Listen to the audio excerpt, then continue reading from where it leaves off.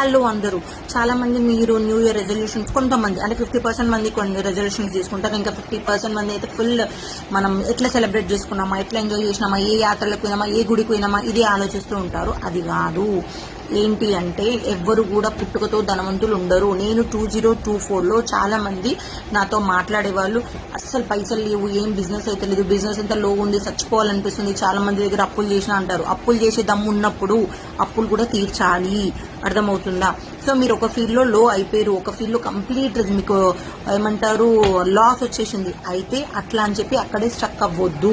ఎందుకంటే మిమ్మల్ని నమ్మి చాలా మంది ఉంటారు. సో స్టక్ అవ్వకుండా మూవ్ ఆన్ అవ్వాలి. కొత్త కొత్త ఫీల్డ్స్లో మీరు స్టెప్ వేయండి. ఎక్కడ ఎప్పుడు ఎట్లా షైన్ అవుతామో మనకు తెలియదు.